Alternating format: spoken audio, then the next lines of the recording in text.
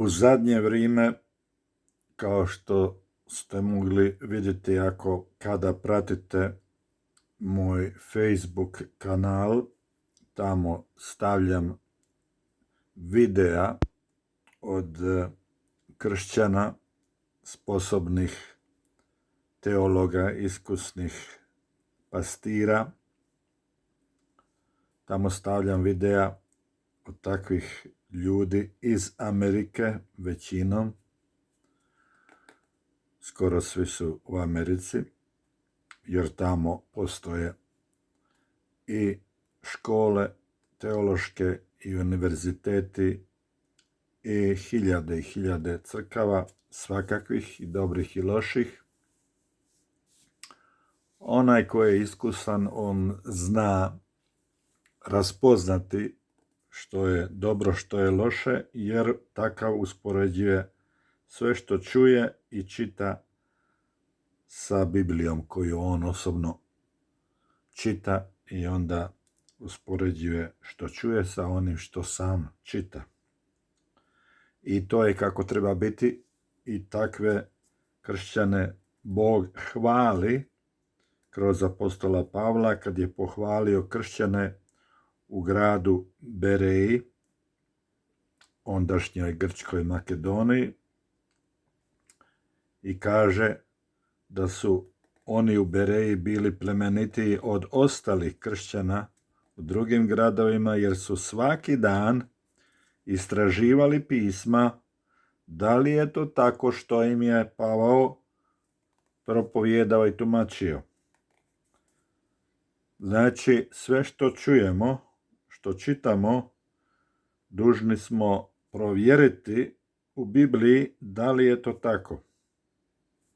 Kad netko citira određene dijelove pisma, mi trebamo to sami čitati i provjeriti da vidimo da li je on to pravilno pročitao, da li je uzeo u obzir čitavi kontekst ili je samo izdvojio jedan citat neovisno o kontekstu i onda tumači ono što njemu se sviđa, a to što se njemu sviđa Pavao također naziva da je to škakljanje ušiju, jer žele čuti samo ono što im je ugodno, što im je drago, što im stvara neku vrstu ushićenja.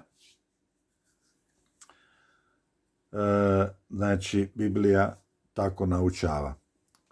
Ovdje vidite odlomak iz Otkrivenja, 4. poglavlje, 1. i 2. stih. Ovo je na grčki.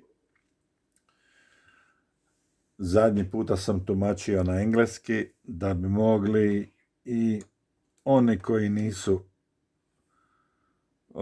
sa naših prostora, možda neki u Americi i dalje, mogli također čuti što je mene Gospod naučio kroz čitanje Svetog pisma, naročito dok sam godinama i godinama prevodio sa grčkog originala na naš hrvatski jezik.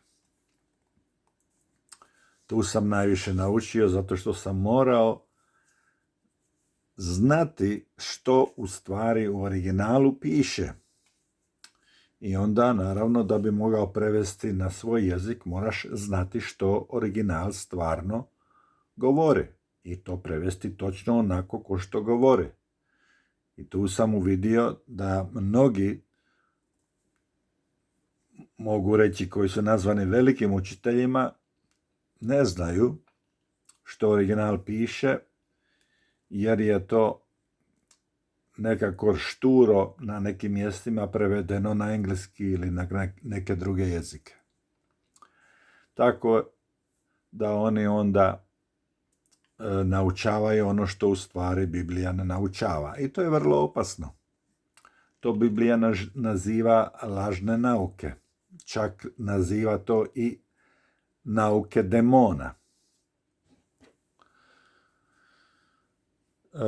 Ovo je znači Otkrivenje 4. poglavlje, ali ići ću u prevod na hrvatski. upotrebiti ću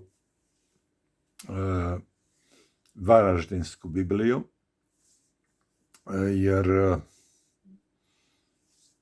jer znam čovjeka koji je to preve, pa onda zato volim to upotrebiti, jer ja osobno još nemam tiskani svoj prevod Novog Zavjeta, to jest čitaje Biblije. I ajmo pročitati ova 2 stiha iz Otkrivenja poglavlje 4. Zašto? Pa zbog ovoga što sam u zadnje vrijeme objavljivao sam na engleski vrsne i vrlo mudre teologe iz Amerike koji govore da pre-trib rapture je u stvari izmišljena nauka, i pošto je izmišljena, onda je i lažna nauka, naravno. To nije istina. Biblija ne naučava pre-trib rapture. Pre-trib prevedeno na hrvatski bi bilo, doslovno prevedeno bi bilo prednevolja. Znači, to su oni koji vjeruju da mi kršćani, koji budemo živi u vrijeme kad će Antikrist zavladati svijetom i doći će do velike nevolje, da će nas Bog uzeti u nebo prije toga, jer da nas Bog nije postavio za njegov gnjev, a oni misle da je velika nevolja Božji gnjev, sva velika nevolja od svih 7 godina da je Božji gnjev. Znači, oni misle da to kad će Antikrist zavladati svijetom i progoniti dobre i pravedne ljude, da je to Božji gnjev, što nije istina. To bi se moglo reći, kao što sam prije govorio, da je to Sotonin gnjev, jer je u to vrijeme on zbačen sa neba na zemlju i piše u Otkrivenju da se on razgnjevio, razjario i da je progonio ženu i svih koji imaju svjedočanstvo Isusa Krista. Ko ima svjedočanstvo Isusa Krista? Pa mi kršćani imamo svjedočanstvo Isusa Krista. Izraelci koji ne vjeruju, oni nemaju svjedočanstvo Isusa Krista. Država Izrael danas nema svjedočanstvo Isusa Krista kao država, jer ona kao država ne vjeruje u Isusa Krista. U Izraelu ima mnogo, na hiljade kršćana koji jesu kršćani i koji vjeruju u Isusa Krista, i oni imaju svjedočanstvo Isusa Krista. Takvi će biti progonjeni u ono vrijeme kad Antikrist bude vladati. Tako da ovi koji su pre-trib kršćani, koji vjeruju da će crkva biti uzeta u nebo prije velike nevolje, oni svi upotrebljavaju ovaj stih iz Otkrivenja 4. poglavlje, ovaj prvi stih upotrebljavaju i kažu da kad tu Isus govori Ivanu, uzađi ovamo i pokazat ću ti što se treba dogoditi nakon ovoga, oni kažu da je to kada je i crkva uzeta u nebo, to jest kad mrtvi uskršavaju, sva crkva koja je kroz 2000 godina pomrla i tijela kršćana se nalaze u zemlji, u grobovima i svugdje drugdje, da i živi kršćani će biti pretvoreni u tren, u trepetoka i uzići u susret Gospodu. Oni kažu da se to događa tu, u ovoj prvoj vrsti 4. poglavlja Otkrivenja, da je tu uskrsnuće tijela svih vjernika i preobrazba tijela svih vjernika, i da onda svi skupa tjelesno u pretvorenom uskrsnutom tijelu odlazimo, uzilazimo ka Gospodu. Naravno da to nije istina, jer ovaj stih tu, kao što sam govorio na mom engleskom videu, ovaj stih tu zapravo njih pobija. Jer nije ovaj stih sam za sebe, slijedi drugi stih. Originalno, kad je Biblija pisana, nije bilo ni poglavlja, ni vrsta. Čak su i riječi bile sve zajedno. Sva slova su bila jednako, jedno slovo do drugog poredana. Kasnije se to sve napravilo ovako kao što mi imamo danas, da nam bude lakše to čitati. Jer u ono vrijeme nisu svi znali čitati, samo vrlo obrazovani pojedinci su znali čitati takvu vrstu pisanja.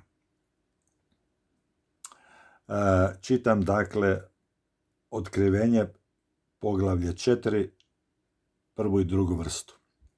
Nakon toga pogledah, kad gle na nebu otvorena vrata, a onaj prijašnji glas koji začuh, kao glas trube što govoraše sa mnom, kazivaše: uzađi ovamo i pokazat ću ti što se treba dogoditi nakon ovoga. I odmah bijah u duhu, i gle, prijestolje postavljeno u nebu i na prijestolju netko sjede. Ovo je malo čudan prevod, ali eto, stavio sam taj. Poslije ću vas čitati iz grčkoga i trenutno prevoditi, pa ćete čuti kako je to pravilno i kako bi pravilno trebalo biti prevedeno. Poplavio sam ovo i odmah bijah u duhu. Vidimo tu da je Ivan uziša u nebo u duhu, ne u tijelu, nego u duhu. Znači imao je u stvari viziju, otkrivenje. Otkrivenje znači i vizija, gledanje, ne samo da je vidio, nego je i čuo. Jel? Znači, Boga je u duhu premjestio u nebo, to jest u dimenziju, duhovnu dimenziju, gdje je on vidio budućnost koju mu je Isus pokazao, ne? Vidio je budućnost, što će se sve događati u budućnosti. On nije otišao u nebo tjelesno, što znači pobija ovih koji vjeruju da će crkva biti uzeta u nebo prije velike stiske, velike nevolje, kad Antikrist bude terorizirati sve stanovnike planete Zemlje kroz svoj političko-ekonomski i religijski poredak. Znači, ovaj citat koji oni upotrebljavaju da dokažu da crkva se ne spominje u preostalom dijelu otkrivenja, to ne dokazuje što oni kažu da ona dokazuje, da ovo tu dokazuje. Zato što oni citiraju samo prvu vrstu gdje Gospod govori Ivanu: uziđi ovamo i pokazat ću ti što se treba dogoditi nakon ovoga. I sad oni kažu da nakon ovoga se događa ono što je nakon što je crkva uzeta u nebo. Oni kažu da ovo tu ukazuje da je crkva uzeta u nebo u Otkrivenje 4.1 i sve što se događa nakon Otkrivenja 4.1, da se to ne odnosi na crkvu, jer crkva više nije na zemlji. Međutim, ne može se uzeti citat koji jasno piše da je Ivan otišao u nebo u duhu, a ne u tijelu. Ne može se to uzimati za primjer da je crkva tjelesno otišla u nebo. Ne? Tako da ovo što oni tumače iz ovog citata, bez da citiraju odmah sljedeći stih, je krivo. Je u stvari prepredeno, podmuklo, prevarno. To se tako ne radi. Bibliju treba uzeti za ono što Biblija govori. Nakon toga pogledah i gle, na nebo otvorena vrata, a onaj prijašnji glas koji začuh kao glas trube što govoraše sa mnom, kazivaše: uzađi ovamo i pokazat ću ti što treba biti nakon ovoga. I odmah bijah u duhu. Odmah bijah u duhu. Evo, ovo je grčki tekst. Metatavta idon ke idu tira ineogmeniento urano ke ifoni i proti in ikusa os salpios lalusis methemu legusa anabaode ke dixosi a di geneste metatavta ke evtheos egenomin en pneumati.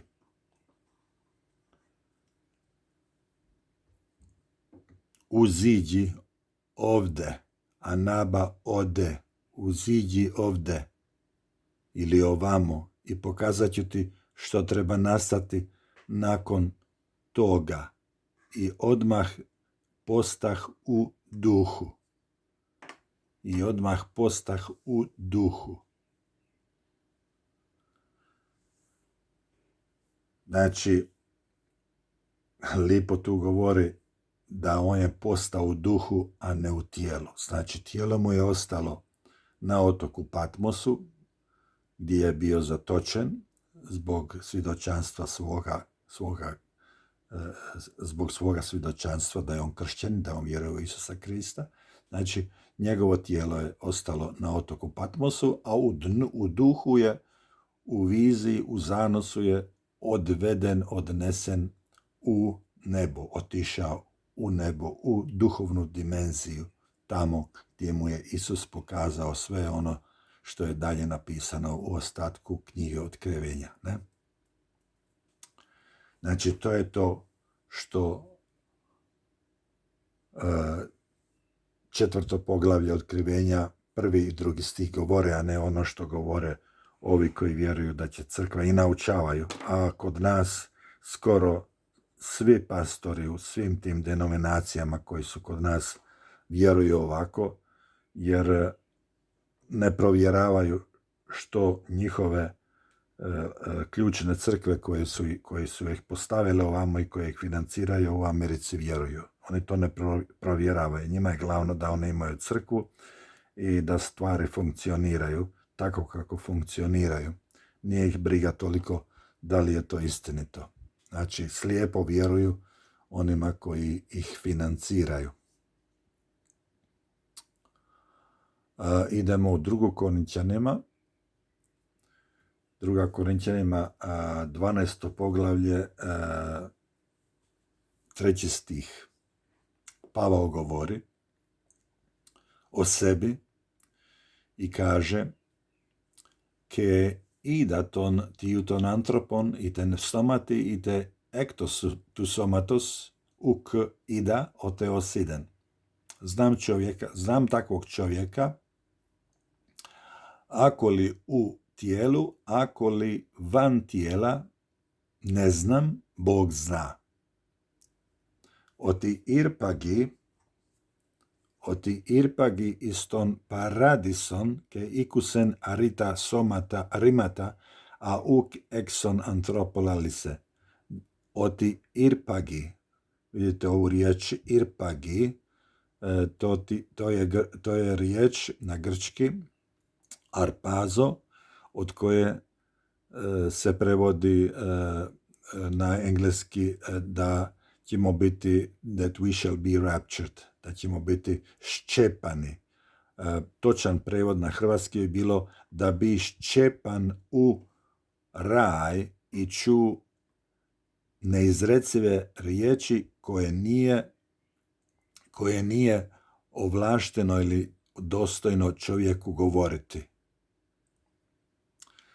Znači, Pavao je bio ščepan u raj, u nebo, i on kaže da on ne zna da li je bio ščepan u tijelu ili van tijela, to znači samo u duhu. On kaže da on to ne zna, da Bog zna.